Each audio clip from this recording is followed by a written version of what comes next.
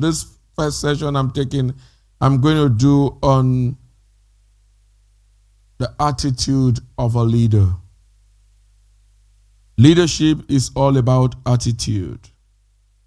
And what is attitude? Your attitude is the way you respond to life, the way you respond to things, your response to any is your attitude. And we've heard often in different fora that your attitude determines your what?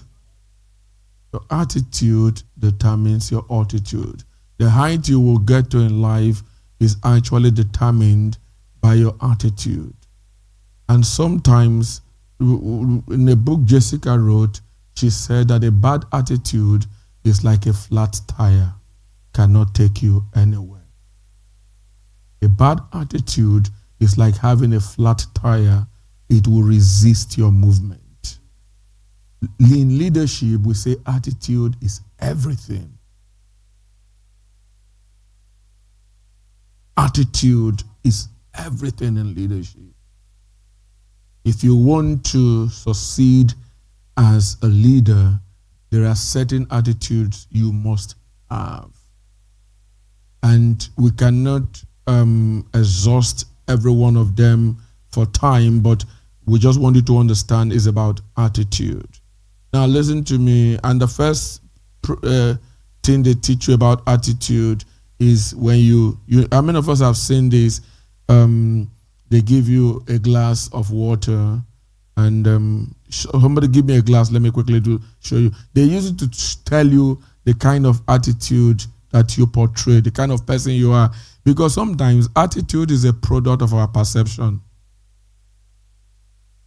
Attitude is a product of our perception. Quickly give me just a cup. It doesn't. Yes, thank you, man. You already know what it is.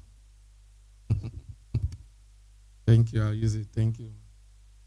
You already know what it is. So you see, now, we know the drill, so there's no need to waste time on it. When you look at this cup and there is water, your attitude is what responds to what you see. Your perception. What do you see? But you already know it. What do you see? There are some of us who see this cup half full, and some of us see it half empty. And the way you see life is the way you respond to life. The person who sees it as half full sees that it is still very useful. The person who sees it as half empty has given up on it. And that's what leadership is. How do you see things? Determines how you respond to it. Somebody picks up this and he says, go take the cup. He gets there. Say, no, this cup that is half empty, I will leave it. There's nothing I can do about it. Somebody else said, rush to it. My God, I found the cup half full. One thing is this. You must understand what fills this cup. Why is this cup, why is this a great thing for a leader? Why would a leader meet a cup like this and be excited? Why?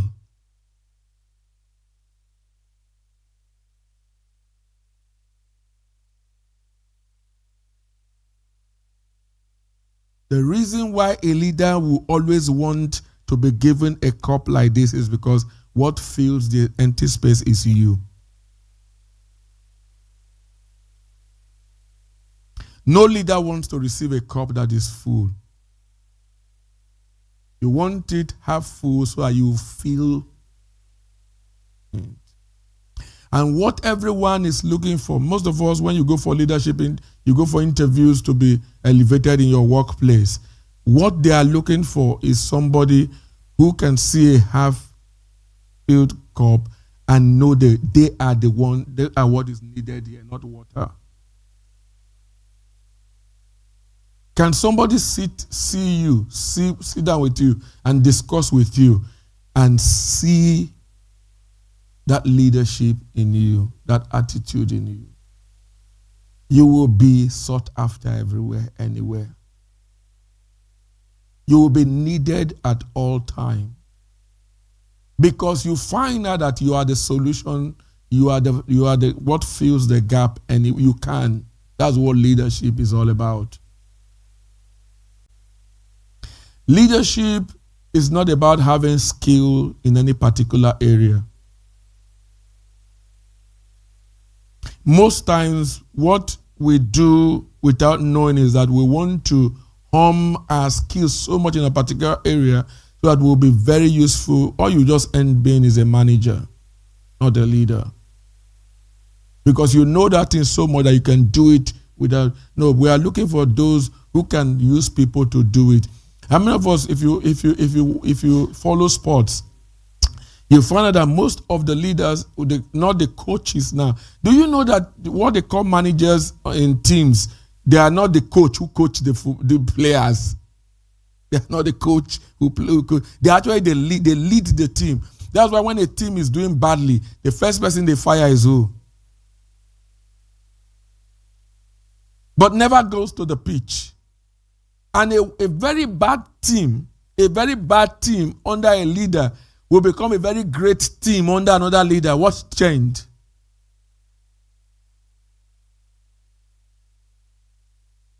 Why? Because a leader's job is to inspire.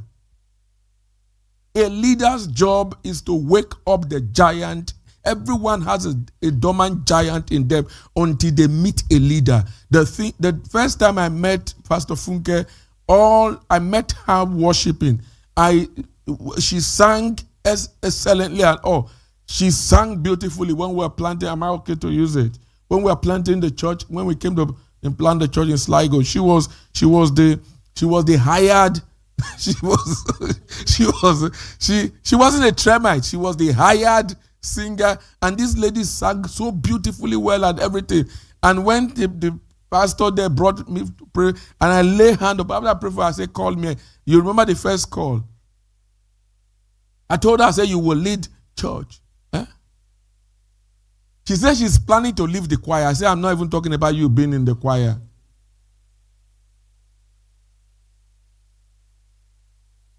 I said, "I'm not talking about you being in the choir." Because the first thing a leader has is the ability to identify. You see beyond. How many of us have done Psychology 101? When they give you the picture of a young woman and an old woman, and they give the first role a picture, and they ask you, okay, put it on the screen. The people who have the picture of a young woman will almost want to fight those who have the picture of a young, say, "Don't you see what we see?" But there will be a third cohort, those who can see both in one. So I'm going to give us just a few attitude of a great. See, the theme of what we're doing is the transgenerational leader. Not that you led now, that you can still lead in decades to come. You see, a transgenerational leader might not be the one who is in the forefront of leadership in the next generation, but his spirit is leading. I need 6 people quickly, or 7. I need 6 people quickly. No, I need 6 young people. We are talking. I need 6 people. See what transgenerational leadership is all about, I show you. Don't worry, maybe I will increase it. Come, it's fine. Maybe I will increase it. So, if we use Brother Lawrence as a transgenerational leader. Stand here, sir. The moment Brother Lawrence assumes the leadership, takes up the responsibility. I don't like calling leadership as a position because it's not. The moment he assumes the responsibility of a leader, Brother Lawrence must not be thinking of here. He should be thinking of here. You must be transgenerational in your mindset, so succession must be your goal. I must start raising somebody. One of the things that we must understand is this. Your leadership must not remain in you. It must be expressed outside of you. I tell you, if you are a leader of a department and nobody in your department is actually taking up the helm, you are a manager. We don't need managers to head department. We need leaders to do. So the moment we give Brother Lawrence a responsibility, the first thing you should be thinking is succession. Succession is not a replacement. Succession is a production. When we're talking about success, people think I have to die for a successor to arise. No, that is not true. My successor must be active while I'm still active. Then I'm a leader. If in TREM of mercy there are no people who can do what I can do and do it well, I am failed in my leadership. Succession is not a replacement of your leadership. You must not die. You must not be removed from your position before a successor arises. While you are still very active in what you are doing, your successor is active. Then you know you are a leader. So the moment Brother Lawrence assumes leadership, the first thing he takes over is begins to think and work on his succession. So Sister Beulah joins, is in his team, and Imade is in his team. I'm calling because I know their name. What Brother Lawrence should do immediately is being able to pour into Beulah the leadership ability he has and pour into Imade. Brother Lawrence's mind is that I will never lead followers, I will lead leaders. And he must be intentional about that, and also making Beulah to know that because you are a leader under me, start leading people. That is what leaders do. So Beulah is creating a leadership, but Beulah must not have one person. Beulah will have two people under her leadership. Give me one more person. Imade must have two people under his leadership. Give me one more. Come, Micah. So this is it. So why these people... Brother Lawrence is a leader, Beulah is a leader, Imade is a leader. Because Brother Lawrence have done very well in investing and raising leader, Beulah's mind is that I'm a leader who will raise leader, not follower. So Beulah has raised Izengbe and Jessica as leaders. And Beulah is assisting Izengbe and Jessica to also be leaders. When they look back, one person raised two. None of them want to raise two. None of them want to raise 4. Jessica want to raise 4. Izengbe want to raise 4. Because from where they come, their leader did not raise 1, raise 2. So they want to be, and what Beulah is doing is to make sure that Izengbe can raise 4, not 2. Because everyone who comes from you must be greater than you. So by the time Izengbe has raised 4, Jessica has raised 4, Beulah is leading Izengbe and Jessica, who have 4. Under Beulah is 10.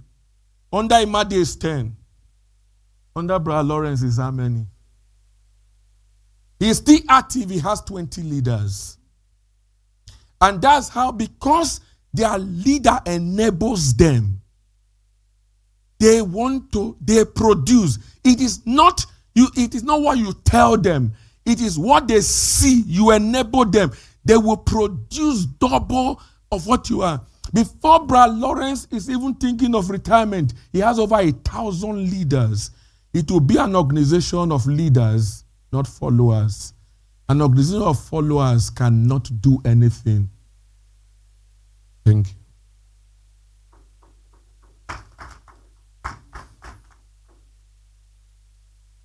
When any organization, that is why you will find out certain institutions, the way they expand, you'll be wondering, you think, but the whole thing comes to the CEO or the founder, but the expansion is so great. Why?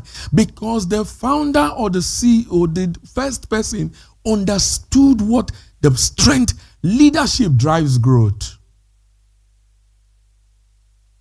See, if it's a church, evangelism is not the problem, it's lack of leadership.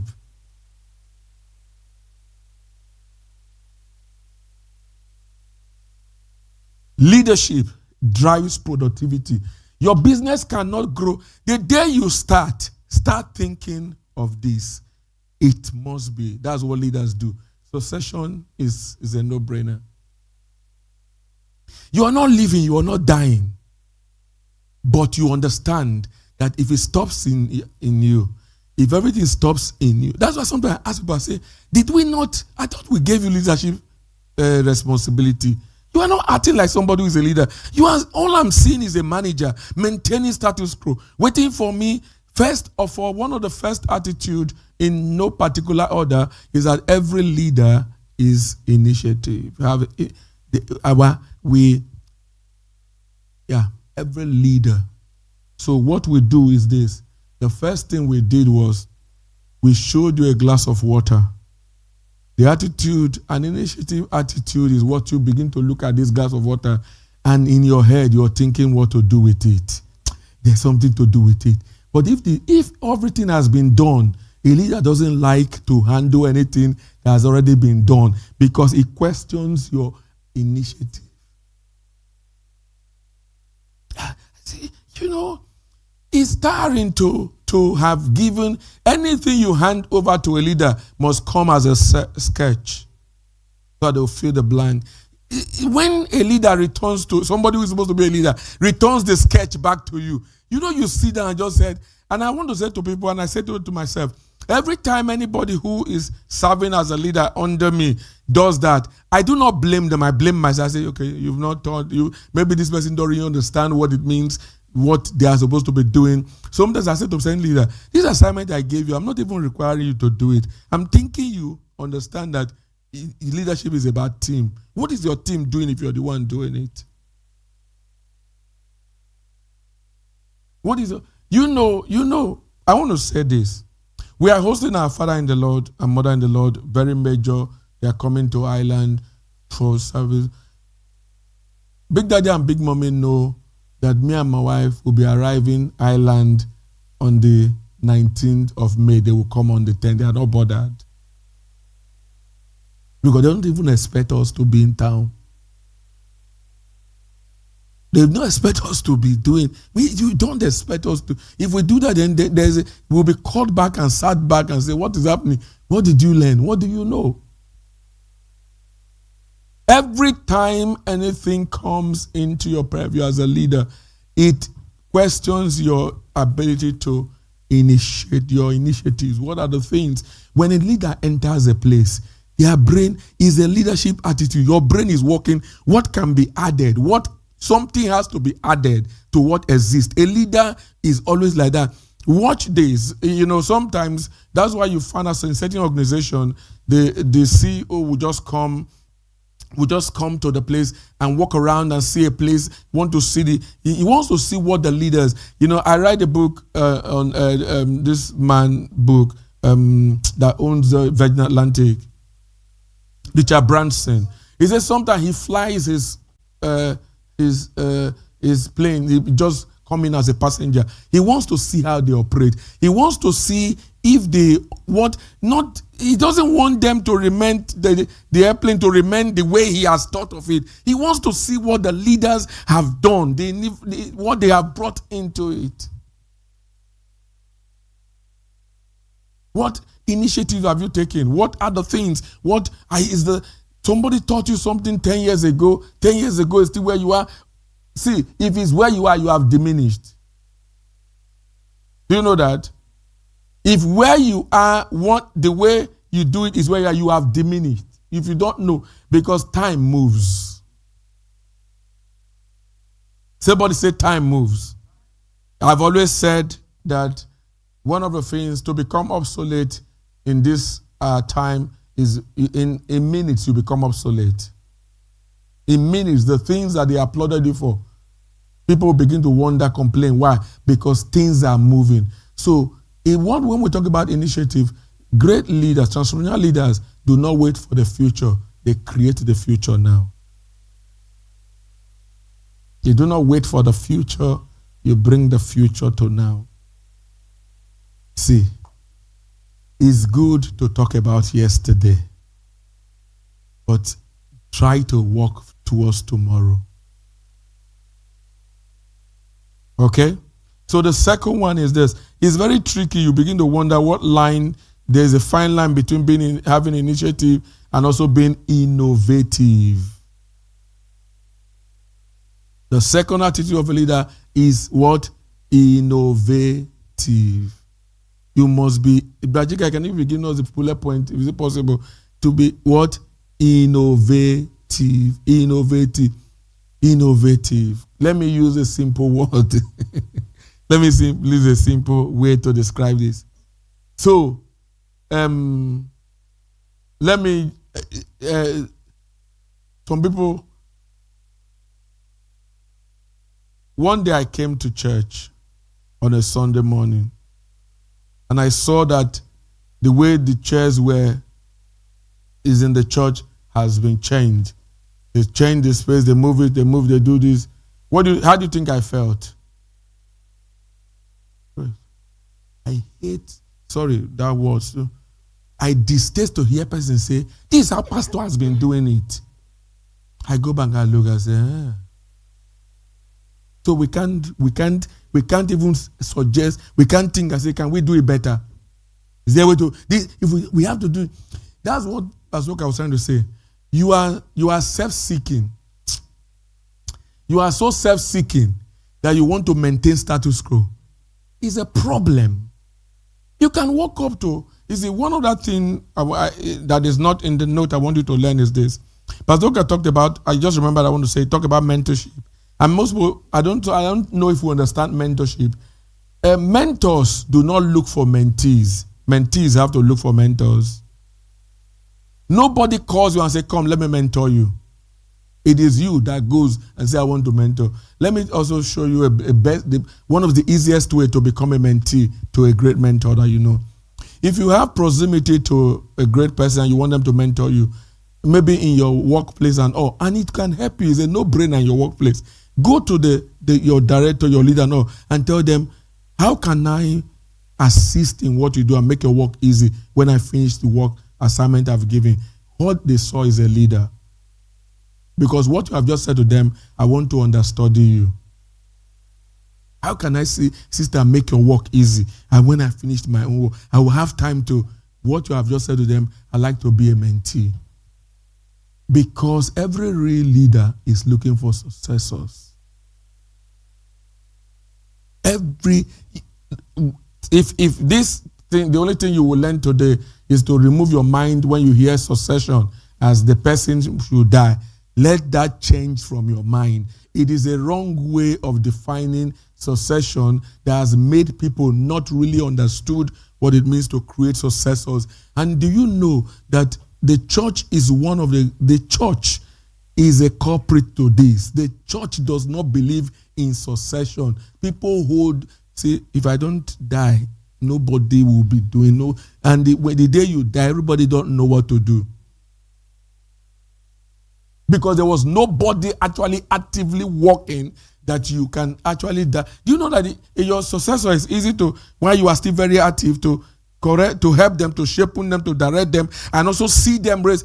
It is the greatest thing when you see God talk. I said I will not speak, but when you see God talk to the Jews, he said to your children and children.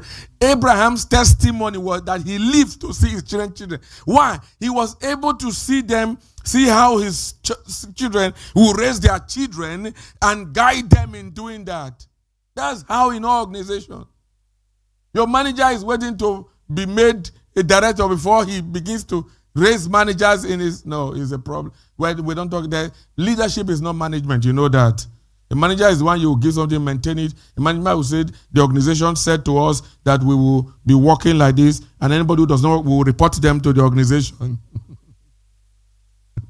A leader says the organization we should get. See, let me show you the difference between a manager and a leader. Come, Olivia, come. Okay.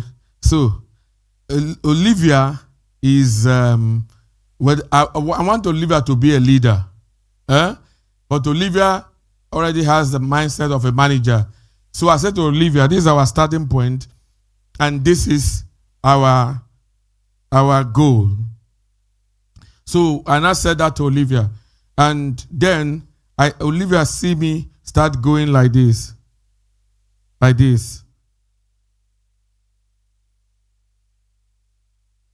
Maka, come. So when Maka come, Olivia says to Maka that our organization wants us to get to that place. So Maka is a leader, but Maka is under Olivia, who is a manager. So Maka takes off and start going like this. Olivia will stop Maka. You are working against the organization. I will report to you because this is how we should go. The problem is this. The manager follows the process, which is a good thing. The leader sees the goal. Maka know that if we go like this, it will take us time to get to our goal. Is goal-oriented, but Olivia is process-oriented. So the process I've seen until Olivia comes to report Maka to me and say, sir, we want to achieve our goal, but Maka is going like this. But I saw you go like this. And I said to Olivia, the reason why I'm doing like this is because my leg is paining me.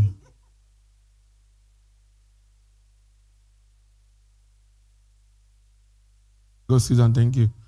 And that's why it is dangerous to tell a manager to lead a team. Because the manager will never even suggest to the leader and say, if the goal is there and the way you are going, it could be done better. The leader, even without doing it, because they are innovative in their thinking, will suggest to me and say, sir, can we do laps?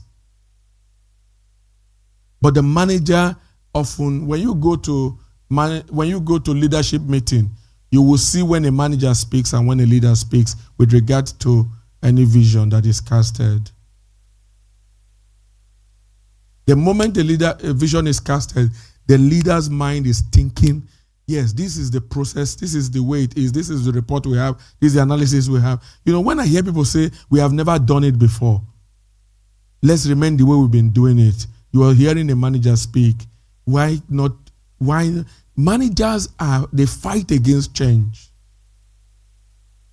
And why leaders know that change things, everything we have seen produced, everything we've seen working are championed by leaders. Do you know how much it took Coca-Cola, how much it took Apple to buy the CEO of Coca-Cola to bring, they brought him, they say, hey, you saw the product, one water with sweet, has come. They fired the founder of the product. People, do you know that I'm talking about not executive CEOs. We have what we call non-executive and executive CEOs. They pay them heavily for their mind, not for their action. They don't do anything. They come into an organization. You change the dynamics of it because you are a thinker. You are innovative. You enter this church. You know, you will know when a leader enters this church. What the leader wants to do, the moment they come into my office, I have an attitude of bringing people into my office. When you come here, I ask you, how is the service? How do you do? And everything. And those days I'll ask you, when you start telling me everything is great in your first day. In your first day, everything is great. Everything cannot be great in your first day.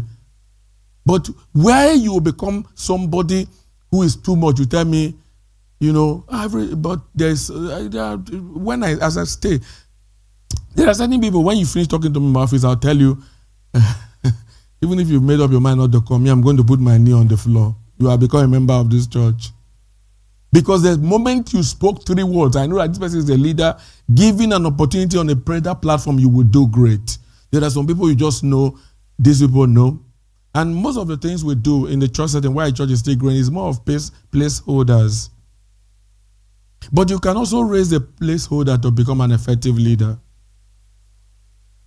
So the first thing, you need to have initiatives. You need somebody who initiates things.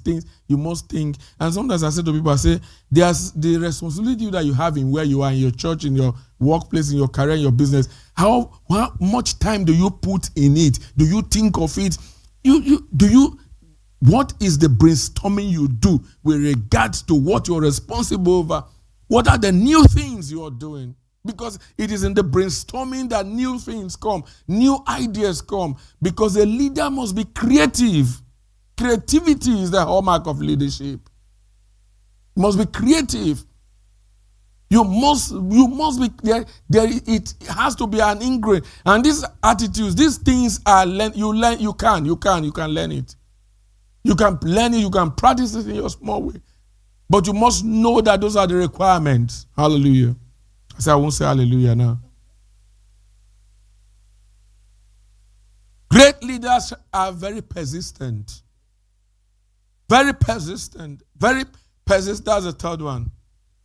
You must be persistent in your... You don't give up because it's difficult. You don't give up because it's not working. You don't bury anything. You don't give... you think... Go and ask Pastor Funke how Sligo has... There's a day I came to preach in Sligo. When Jeremiah brought me into the place, they said they can't clap, they can't talk, they can't do anything. Just a handful of people in one hotel where the restrictions. Oh God. I entered my car, I was coming back, I was speaking as a father, who can do this? Yes, that's what a leader is. You're not giving up because the issues, you're not giving up because things are hard, you're not giving up because it's not working. Because it's not working makes you a better leader. You follow through. There are seasons, there are time, there are things that you see some organizations that you just hear. I told you of Thomas Edison, who has built his great lab and everything, was inventing things and all, and all of a sudden one day while he was just having dinner, they came to call him that his lab was on fire. He ran to the place. The fire was so much because there was so much chemical in that place. He called his son and said, go and call your mom and tell her to call her friends. They will never see this kind of fire again. Beautiful fire. They should come and watch. They should come and watch how fire can be beautiful. When he finished rubble, he entered there. He said, good. We will never go back to yesterday. We will build the new things we've been thinking of now. This is the opportunity to make it work. Sometimes even as a pastor, when everybody leaves the church, it's the best time to now begin to get those who are relevant.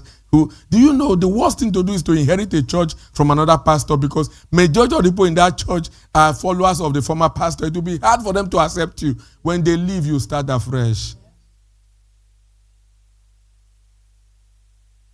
You now raise your own people who will hear your own voice. Because your business failed 4 times doesn't mean that business will not work. You find new ways. Be persistent. Have you been doing it for 20 years? Have you done it for 30 years? Do you know it could work in the 50th year of you staying? Leaders stay through the course. Like when Pastor Oka was saying, you will know who true leaders when trial time comes, those who stands by, who stay and walk. So you want to tell me that there's anything that will be happening in this church that you begin to play with Brachika and the Consensus, you can't try it. They stayed with me at the time of, and the Consensus blessing. They stayed.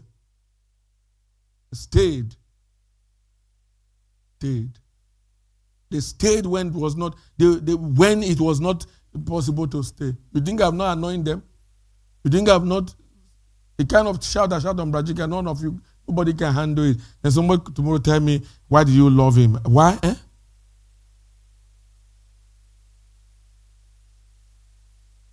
Even when they don't understand. When people say I was a thief, Brachika didn't even care if I was stealing true.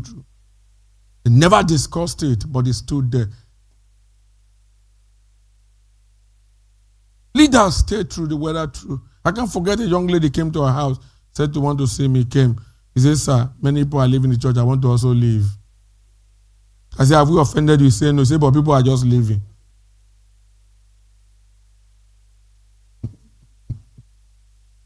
Hallelujah. Number 4.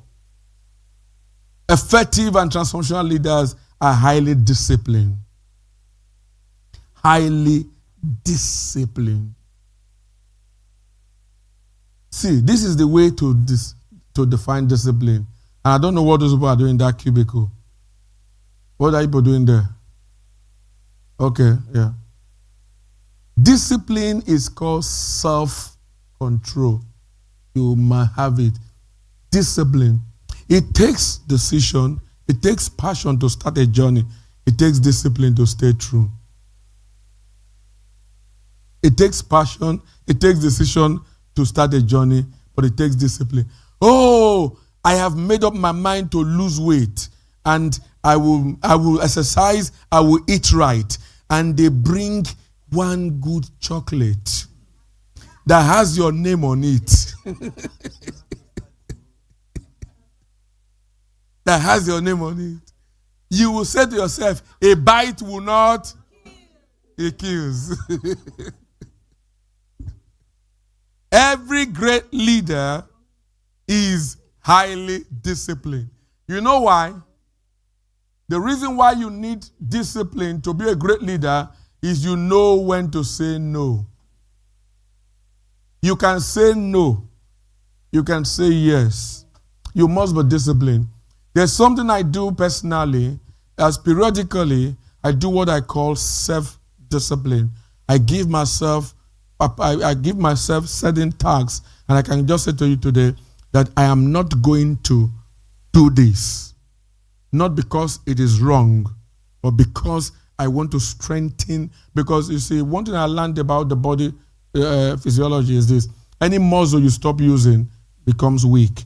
That's also in life. Any part of habit or anything. So I won't do this, and I won't do it, and I will keep a time to which I know that I have gone through that. Like, I just got into this year, and I said every month I will just read 4 books, no matter what volume it is.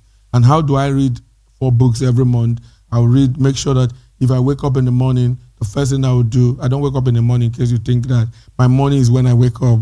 I must read 50 pages of any book. You know, it's not after I've done my Bible, do everything. You have to have made up your mind to do that. And I did that. I do that. So one day I was talking to Jessica. How many books? I said, the book you have read between now and this month, I read that in 1 week. I just travel, because I travel, I buy books. I bought 10 books, and I just put them by my bed, and I finished the 10 books. Some of these books are about 450 pages or anything. You must learn to master self-discipline. You must wake up to know. You know, some of us will just call. So if you call me on the phone and say, oh, Pastor, are you busy? I'll say yes, when I'm busy. I can't tell you no problem. You know, somebody call you, are you sleeping? You are sleeping. Oh, say, nah, I'm awake. No, I'm not awake now. No, I'm not awake. I will call. And one thing I don't like telling people, I will get back to you. No, I won't tell you that in case I don't get back to you. In case I'm not able to get back to you. But you must be highly self-disciplined. You know why self-discipline helps you? It helps you in the next point. You must be focused. Every leader is highly focused. When I finish this point, the last point, and I will tell you a place, a bed, you already know the bed, that you can see these characteristics, and that's why this bed lives the way they live. Every leader must be highly focused. If you're not focused, you'll be easily distracted. My B knows. If I want to sleep, you can be watching the TV, making noise, it doesn't disturb me. If I want to read, you can be watching TV, do anything, it doesn't disturb me, because my attention cannot be taken from what I want to do. So I'm not the kind of person who say, oh, off the TV, I want to sleep. No. Yeah, I don't want to sleep. That's why if I want to sleep, that's her. You'll be watching that TV before you hear, because I snore heavily. No, you don't snore. You are too good. Sometimes you're wondering, have you ever gone somewhere with somebody and the person was sleeping and you see them, you say, you now see their spouse, you'll be pitying their spouse. How is it that this person's spouse has not killed them? There is a process called habituation. How many of us know habituation? Habituation is a process that allows your brain to make room for something that will occupy your brain. That thing will still be existing. You don't sense it anymore because your brain, part of your brain, has habituated to that issue. That's why spouse don't know that it's no. They do. Come on, tell me you snore. I say, you are not human being. So, number 5 is focus. You must learn to be focused, because when you engage in a task, one of the things that will make you not follow the task through. How many of us know that you have started something until somebody tell you in the middle of what you're doing that something else is better? You drop what you're doing to go do that thing that is better. When you come back, at those who follow up in that thing you are doing, they are not doing better. You run back again. No. First of all, you must know, you must be focused. You must be focused enough for those you lead to know that, see where your gaze is. You are focused. You must come back and there is part of the things we do. You see me reiterate and say, this is not the way. You won't change my attention. My focus, every leader must be focused. Your eyes must be single for you to achieve. I don't want to use the voice that leaders are goal-oriented, because goal is not the issue. Because if you are goal, it's not, sometimes we talk about that as the attitude of leaders, that we are goal-oriented. But it is not in the sense of just the goal. It's in the sense of you inspiring people for the fulfillment of the goal. Do you understand what I mean? The leaders are goal-oriented. It's not about the goal. It's about, because you see, anyone who you've been able to inspire, you got their potential out working. You get people do the things they are not, sometimes I watch Mommy B. Sometimes when we are looking at the young people that she has raised, these are people, when you look at them ordinarily, you give up on them. But you see them do great things they do. The first time, Lizzie could not sing, Lizzie could not dance. We couldn't know, you Lizzie Media. We didn't know where to place Lizzie. We didn't know where to place her. But it takes a leader to look at her raw state and know there's something in here. It takes a leader. And because when you are achieving the task, you are single-eyed. You are not, you see, when I want to talk about focus, and I'm going to talk about something that you might not think that negates focus. Leaders are not great in chat. People talk anyhow. You don't talk anyhow. You don't talk anyhow. You don't talk. Leaders don't say everything they see. Don't say everything they see. You don't. It's not everything not everything I know that the consensus, I'll show you something. You know the night we're going to drop you. The encounter we had in our way. Moimbi doesn't know. But it's not a big, is there anything?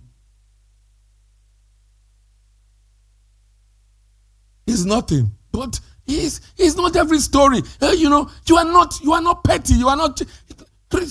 I will just come to church. We finish prayer meeting. You gather. Watch people. I say,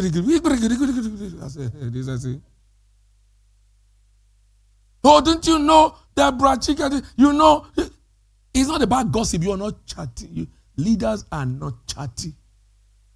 You only discuss relevant. You don't just talk.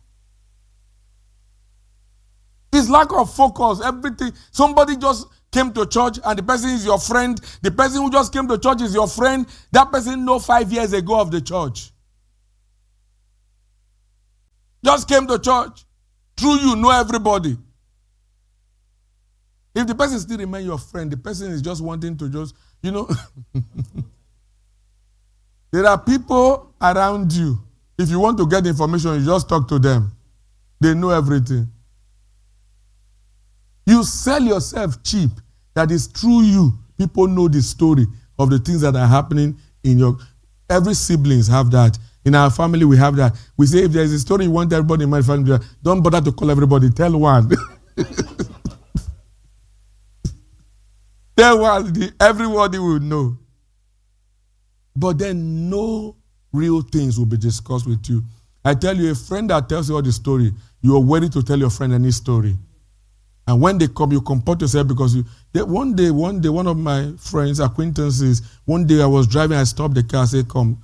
I said, why is it every time I'm with you, you tell me about people? What is your problem? Who told you I want to hear about people? What I was telling the person invariably is this: I don't trust you enough to let you know the things that are happening around me, because the way you tell me about people is the way you tell people about me. Please be focused.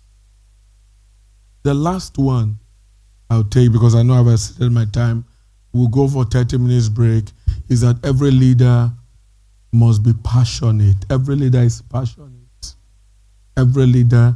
If you're not passionate about what you do, you will not do it with all your might.